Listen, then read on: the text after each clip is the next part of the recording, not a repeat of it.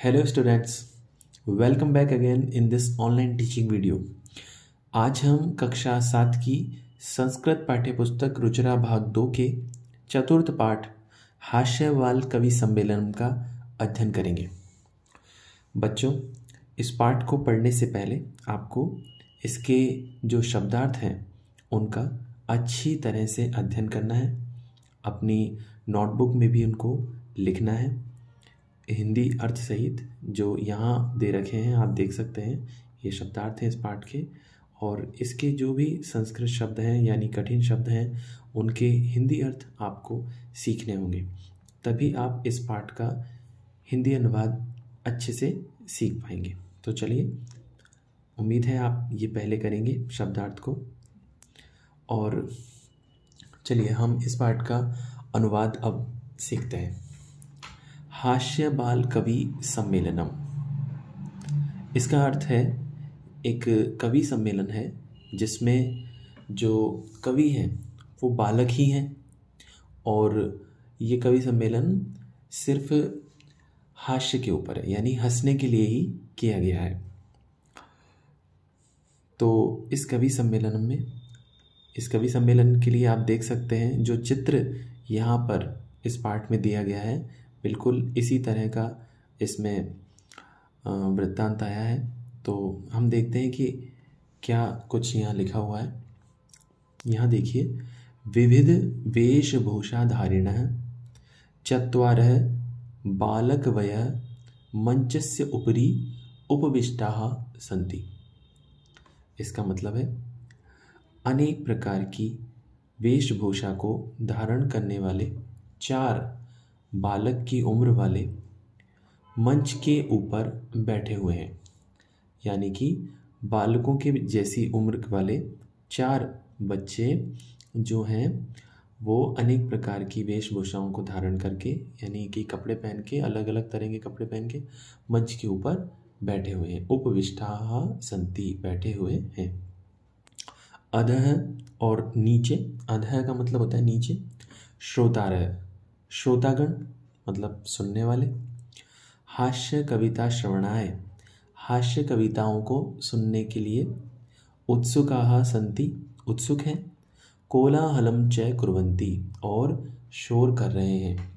तो नीचे जो बैठे हुए हैं ये यहाँ पर ये श्रोता हैं, ये सुनने वाले हैं, और ये उत्सुक भी हैं और शोर भी कर रहे हैं। चलिए हम नीचे चलते हैं, पाठ में हम आगे बढ़ते हैं। यहाँ संचालक जो कि इस कवि सम्मेलन को संचालित कर रहा है, यहाँ से जिसे हम एंकर भी कहते हैं, ये खड़ा है, और संचालक जो है वो कहते हैं अलम कोलाहलेन। अलम का अर्थ होता है ना करें, यानी कि मत करो, ऐसा होता है अलम का अर्थ।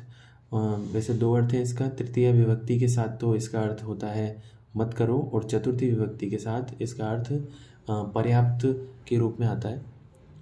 तो यहाँ कोलाहलेन में तृतीय विभक्ति है, इसलिए इसका अर्थ है मत करो। तो कोलाहल यानी कि शोर मत करो, शोर मत करो। अद्य परम हर्षस्य अवसरः, अद्य मतलब कि आज, परम यानी कि बहुत बड़ा यानी कि महान, हर्षस्य यानी कि प्रसन्नता का, अवसर यानी कि समय है। आज बहुत ही प्रसन्नता का अवसर है, समय है, क्षण है। यत् की अस्मिन् कवि सम्मेलने, इस कवि सम्मेलन में, काव्यहंतार, काव्य को, कविता का मतलब काव्यहंतार, हंत शब्द का अर्थ होता है मारना, यानी कि कविता को नष्ट करने वाले। कालयापकाश्च, समय को बर्बाद करने वाले, इसमें च आ गया, इसका मतलब और लगाना है हमको यहाँ। कविता को नष्ट करने वाले और समय को बर्बाद करने वाले। भारतस्य, भारत के।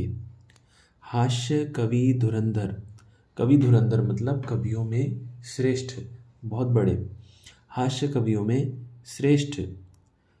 समागताः, आ गए हैं, सन्ति है, आ गए हैं। एहि, आइए। करतल ध्वनिना, कर यानी होता है हाथ, और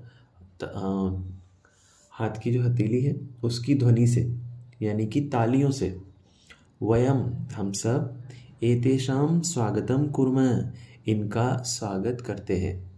तो बच्चों यहाँ पर संचालक जो है, जो एंकर है, वो कह रहा है कि आप सब श्रोतागण से वो कह रहा है कि आप सब शोर मत कीजिए, आज बहुत बड़े हर्ष का अवसर है कि इस कवि सम्मेलन में कविता को नष्ट करने वाले और समय को बर्बाद करने वाले भारत के हास्य कवियों में श्रेष्ठ कवि आ गए हैं। आइए तालियों से हम सब इनका स्वागत करते हैं, ऐसा वो कह रहा है। अब इसमें हंसने के लिए उसने क्या बात डाली है, एक तो ये काव्यहंतार है, यानी कि कविता को नष्ट करने वाले, और काले अपकाश्य यानी कि समय को बर्बाद करने वाले, मतलब वो हमारा समय ही बर्बाद करेंगे, कुछ ऐसे ही सुनाएंगे। चलिए आगे उन 4 कवियों में एक का नाम है गजाधर है, यानी कि गजाधर। तो गजाधर कहता है सर्वेभ्यो अरसिकेभ्यो नमः। इसमें जो ये जो चिन्ह है इसे अपग्रह चिन्ह कहते हैं, और अपग्रह चिन्ह विसर्ग संधि से आता है, और इसका अर्थ हुआ सर्वेभ्यो अरसिकेभ्यो, यानी कि सभी रसहीन लोगों को नमो नमः, यानी कि नमस्कार है, सभी रसहीन लोगों को नमस्कार है, ऐसा वो हंसने के लिए कहता है। प्रथमम तावद अहम, प्रथमम यानी कि पहले, तावत तो पहले, तो अहम में पहले, तो मैं, आधुनिकम वैद्यम, आधुनिक वैद्य को, मतलब जो आजकल के वैद्य होते हैं जिन्हें हम डॉक्टर भी कहते हैं, पहले तो मैं आधुनिकम वैद्यम, आधुनिक डॉक्टर को उद्देश्य करके, यानी कि उद्देश्य करके, मतलब आधुनिक डॉक्टर के बारे में, स्वकीयम काव्यम श्रावयामि। स्वकीयम का मतलब होता है अपना काव्य सुनाता हूँ, यानी कि अपनी जो कविता मैंने बनाई है वो मैं सुनाता हूँ। तो यहाँ पर जो गजाधर है वो सुनाता है वैद्यराज नमस्तुभ्यम यमराज सहोदर, यमस्तु हरति प्राणान वैद्य प्राणान धनानि च। तो वो जो सुनाता है इसको, इसका मतलब ये है कि हे वैद्यराज नमस्तुभ्यम, आपको नमस्कार है, यमराज सहोदर, आप यमराज के साक्षात भाई हैं। सहोदर का मतलब होता है भाई या बहन भी हो सकता है, बट सहोदर का मतलब है जो साथ साथ एक ही पेट से जन्मे हो। इसलिए यमराज वो कहता है कि हे वैद्यराज, आपको नमस्कार है, आप यमराज के साक्षात भाई के समान है। यमस्तु हरति प्राणान, उसमें भी जो यमराज होता है वो तो केवल प्राणों का ही हरण करता है, प्राणों का ही हरण करता है। यमस्तु हरति प्राणान, यमराज तो केवल प्राणों का ही हरण करता है, लेकिन जो आप वैद्य हैं, आप हैं वैद्य, प्राणान धनानि च, आप तो प्राण और धन दोनों का ही हरण करने वाले हैं, यानी कि प्राण और धन दोनों को ही आप छीन लेते हैं। तो ऐसा उसने क्यों कहा, क्योंकि वो वहाँ बैठे लोगों को हंसाना चाहता है, इसलिए उसने ये हास्य कविता बनाई है। इसमें सर्वई उच्चई हंसती, सभी जोर से हंसते हैं। इसके बाद दूसरा जो बालक है, जो बालक कवि है, वो उसका नाम कालांतक है, और कालांतक क्या कहता है, अरे वैद्यास्तु सर्वत्र परंतु न ते मादृशा कुशला जनसंख्या निवारणे। वो कहता है अरे वैद्यास्तु सर्वत्र, वैद्य तो सभी जगह है, परंतु न ते मादृशा, लेकिन नहीं है वे सब मेरे जैसे, लेकिन वे सब मेरे जैसे नहीं है। कैसे, कुशला जनसंख्या निवारणे, जनसंख्या को रोकने में कुशल मेरे समान नहीं है। अरे भाई वैद्य तो सभी जगह है, लेकिन वो मेरे जैसे जनसंख्या को रोकने वाले नहीं है। ममापि काव्यम इदम शृण्वन्तु भवन्तः, भवन्तः का मतलब है आप सब, ममापि मेरे भी काव्य को, इदम जो मैंने ये लिखा है यह, तो मेरे भी यह काव्य को आप सब शृण्वन्तु सुनिए। वो क्या कहता है कालांतक, चिताम प्रज्वलिताम दृष्ट्वा वैद्यो विस्मयमागत नाहम गतो न मे भ्राता कश्येदम हस्त लाघव। तो इसका क्या अर्थ हुआ,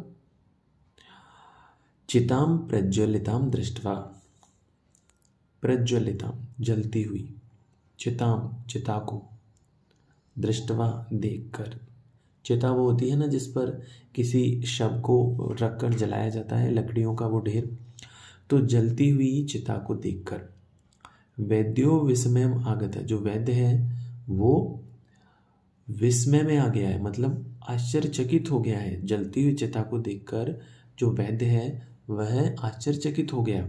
क्यों, क्योंकि नाहम दो शब्द हैं, न प्लस अहम, यानी कि मैं नहीं, गतो गया, यानी कि मैं नहीं गया, न मैं भ्राता और मेरा भाई भी नहीं गया, मैं भी नहीं गया और कोई मेरा भाई भी नहीं गया। कश्येदम हस्तलाघव, फिर यह कश्येदम, कश्य इदम, यह किसका, हस्तलाघव हाथ की सफाई, हस्तलाघव का मतलब होता है हाथ की सफाई, तो ये किसके हाथ की सफाई है।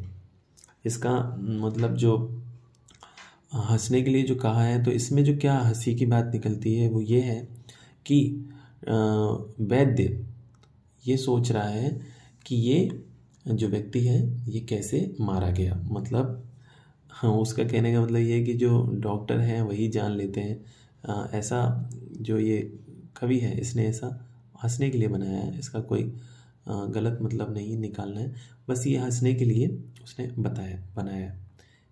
क्योंकि ऐसा इसलिए क्योंकि जो कुछ डॉक्टर गांव में ऐसे होते हैं जो पढ़ाई नहीं करते और ऐसे ही डॉक्टर बन के बैठ जाते हैं, तो वो लोग क्या करते हैं, लोगों की जान बचाने की जगह उनको गलत दवाइयाँ दे करके और जान संकट में डाल देते हैं। तो उनके ऊपर ये कविता मानी जाए।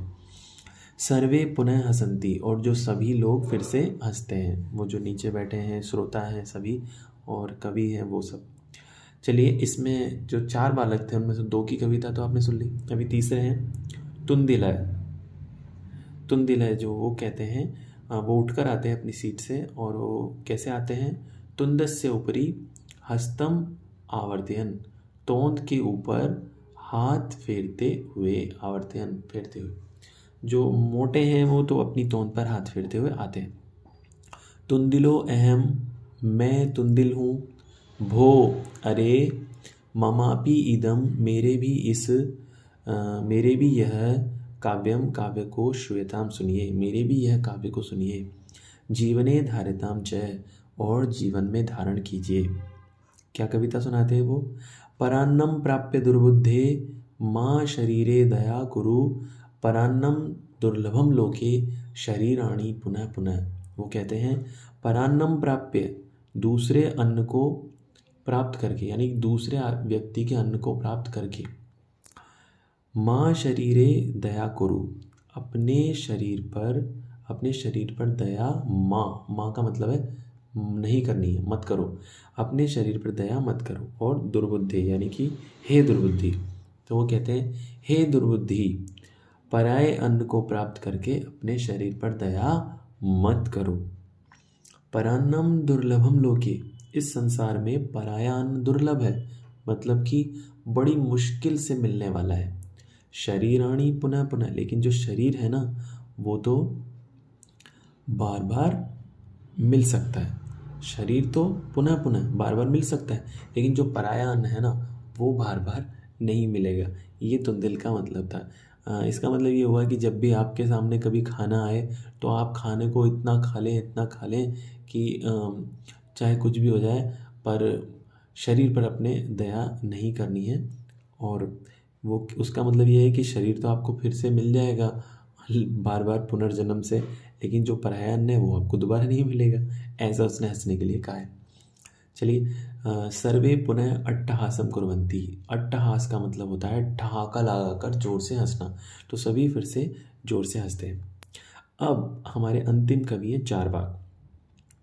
चारवाक कहते हैं आम आम, यानी कि हाँ हाँ, आम का मतलब होता है हाँ, यस, शरीरस्य पोषणम सर्वथा उचितमेव। वो कहता है कि शरीर का पोषण हर प्रकार से उचित ही है। शरीर का पोषण तो हमें करना ही चाहिए, खाना खिलाना है शरीर को। तो यदि धनम नास्ति, यदि धन नहीं है, नास्ति दो शब्द है, न और अस्ति, नहीं है, यदि धन नहीं है, तदा ऋणम कृत्वा, तब, तदा का मतलब होता है तब, ऋणम कृत्वा, ऋण यानी कि कर्जा लेकर, पैसा उधार लेकर, ऋणम कृत्वा भी, ऋण करके भी, पौष्टिक है पदार्थ है एवं भोक्तव्यम, पौष्टिक पदार्थ ही खाना चाहिए। वो कहता है कि हाँ हाँ, शरीर का पोषण तो हर प्रकार से उचित ही है, यदि धन नहीं है तब ऋण लेकर यानी कि उधार पैसा लेकर, उधार करके भी पौष्टिक पदार्थ ही खाना चाहिए। तथा कथयति, जैसा कि कहा जाता है, चारवाक कवि, जैसा कि चारवाक कवि ने कहा है। अब इस लड़के का नाम चारवाक है ये तो ठीक है, लेकिन इतिहास में एक चारवाक नाम के कवि भी हुए हैं, और उन्होंने क्या कहा है, उन्होंने ये जो यहाँ लिखा है ये उन्होंने कहा है, यानी इस इतिहास वाले चारवाक कवि ने कहा है, इन्होंने ये नहीं बनाया है, इस बालक ने नहीं बनाया, ये पहले से ही है। उन्होंने कहा था यावत जीवेत सुखम जीवेत ऋणम कृत्वा घृतम पीवेत। वो कहता है कि यावत जीवेत, जब तक जिए, सुखम जीवेत, सुख से जिए, ऋणम कृत्वा, कर्जा लेकर भी, घृतम पीवेत, घी पिए, यानी जब तक जिए सुख से जिए और कर्जा लेकर भी घी पिए। तो श्रोता है, फिर श्रोताओं में से कुछ श्रोता या कुछ एक दो श्रोता बोलते हैं, तरही तो ऋणस्य प्रत्यर्पणम कथम, प्रत्यर्पणम का मतलब है लौटाना, तो जो कर्जा हम लेंगे उस ऋण का प्रत्यर्पण कथम, कैसे होगा। तो चारवाक कहता है आगे, श्रूयताम मम अवशिष्टम काव्यम, अवशिष्टम मतलब बचे हुए, मेरे बचे हुए काव्य को सुनिए। घृतम पीत्वा श्रमम कृत्वा ऋणम प्रत्यर्पयेत जन, यानी कि घी पीकर, श्रमम कृत्वा परिश्रम करके, मतलब जब आप घी पियोगे तो आप ताकतवर हो जाओगे, फिर आप परिश्रम करना, परिश्रम करके ऋणम प्रत्यर्पयेत जन, व्यक्ति को ऋण का प्रत्यर्पण करना चाहिए यानी कि लौटाना चाहिए। काव्य पाठ श्रवणेन उत्प्रेरित एक बालक, काव्य पाठ के को सुनने से प्रेरित हुए एक बालक ने भी, बालको अपि एक बालक ने भी, आशु कविताम रचयति, आशु कविता रची। आशु कविता का मतलब होता है, जो आशु शब्द का मतलब है शीघ्र, जो मतलब तुरंत कर ली है। तो एक शीघ्र कविता उन्हें बच्चे ने बनाई, जो नीचे बैठा हुआ था, हास पूर्वकम च श्रावती, और हंसते हुए उसने उसको सुनाया। उसने क्या कविता बनाई, तो वो जो श्रोता थे उनमें से एक बालक था, उसने ये कविता बनाई। वो कहता है श्रूयताम श्रूयताम, सुनिए सुनिए, भो अरे ममापि काव्यम, मेरे भी काव्य को सुनिए, गजाधरम कविम चैव तुंदिलम भोज्य लोलुपम, कालांतकम तथा वैद्यम चार्वाकम च नमाम्यहम, यानी वो कहता है गजाधर कवि तो और भोजन के लालची तुंदिल कवि, कालांतक कवि और वैद्य और जो चारवाक कवि है, उन सभी को मैं नमस्कार करता हूँ। काव्यम श्रावयित्वा, काव्य को सुनाकर, हा हा हा इति कृत्वा हसति, काव्य को सुनाकर हा हा हा ऐसा करके हंसता है। अन्य चापी हसंती, और अन्य जो लोग हैं वो भी हंसते हैं। सर्वे गृहं गच्छन्ति, और सभी घर को जाते हैं। ठीक है बच्चों, तो यहाँ पर हमारे इस पाठ का ट्रांसलेशन पूरा होता है। यानी आप दो चीज़ें कर चुके हैं, एक तो शब्दार्थ, जैसा आपने मुझे प्रॉमिस किया था कि आप शब्दार्थ कर ही लेंगे, जैसा कि मैंने आपको पहले कहा था, और ये ट्रांसलेशन जो मैंने आपको बता दिया।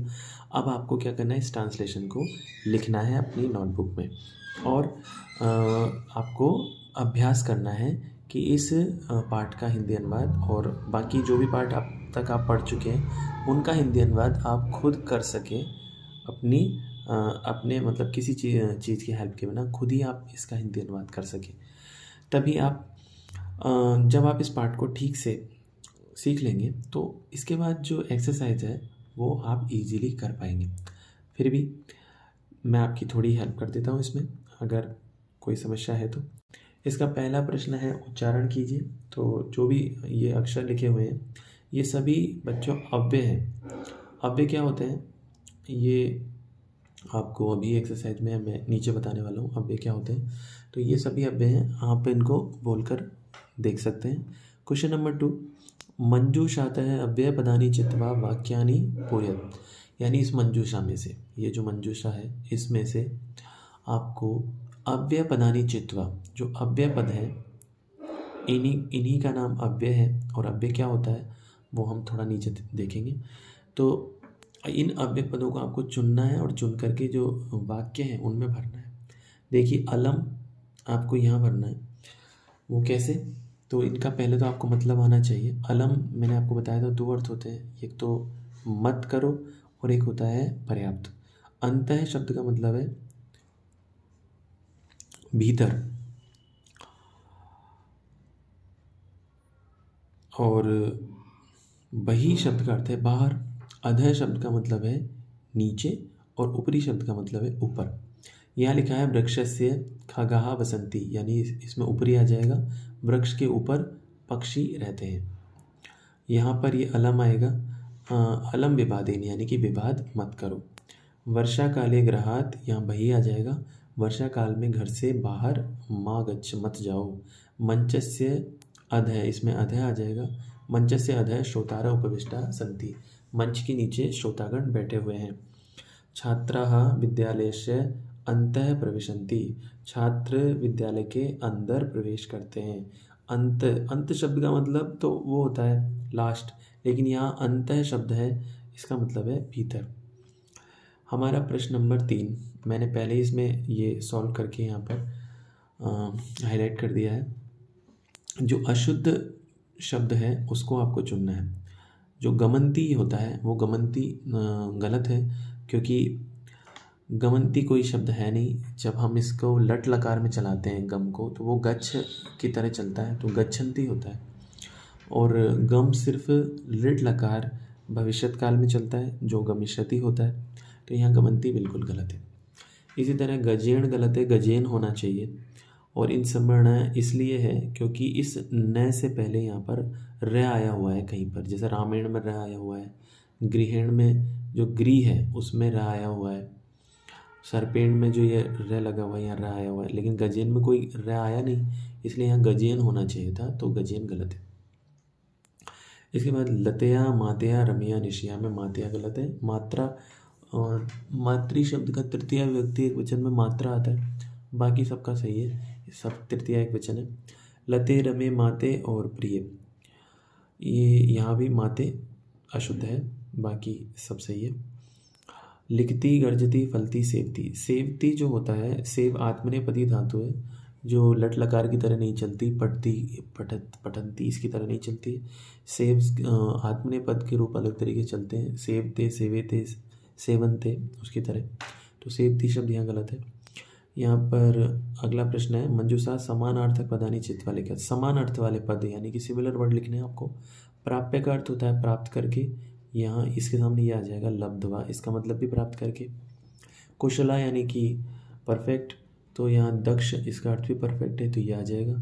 हर्षस्य यानी कि प्रसन्नता का, तो प्रसन्नता या इसमें आ जाएगा। देहस्य यानी कि शरीर का, तो शरीरस्य इसका मतलब भी शरीर का है, ये यहाँ आ जाएगा। और वैद्यम, वैद्यम यानी डॉक्टर, तो डॉक्टर के लिए चिकित्सक लिखा हुआ है तो चिकित्सक आ जाएगा। 5वां प्रश्न है जो हमारे लिए हमारे क्वेश्चन आंसर हैं इस पार्ट के। नीचे लिखे हुए प्रश्नों के उत्तर एक वर्ड में आपको लिखने हैं। ये मैंने जो हाईलाइट किए हैं ये क्वेश्चन वर्ड हैं। कति यानी होता है कितने, मंच पर कितने बालक बैठे हुए हैं, तो 4 बालक बैठे हुए थे, तो उसको मैंने ऊपर, आप चैप्टर को देखोगे दोबारा पीछे लेकर, तो वहाँ पर मैंने येलो करके हाईलाइट किए हुए हैं इनके आंसर जो है। और वैसे मैं बता रहा हूँ आपको, ये जितने भी येलो करके, जैसे ये चत्वार है, ये उसका आंसर है। तो आप क्वेश्चन का मीन्स अगर निकाल सकते हैं तो उसका आंसर भी आप इजीली फाइंड कर पाएंगे। के कोलाहलम कुर्वन्ति, कौन कोलाहल करते हैं? तो श्रोतारः। गजाधर कम उद्देश्य काव्यम प्रस्तुति, जो गजाधर है वो किसको उद्देश्य करके काव्य प्रस्तुत करता है? आधुनिकम वैद्यम, इसका आंसर है आधुनिकम वैद्यम। अगला, तुंदिल है कश्य ऊपरी हस्तम आवर्तयति, जो तुंदिल है किसके ऊपर हाथ फेरता है?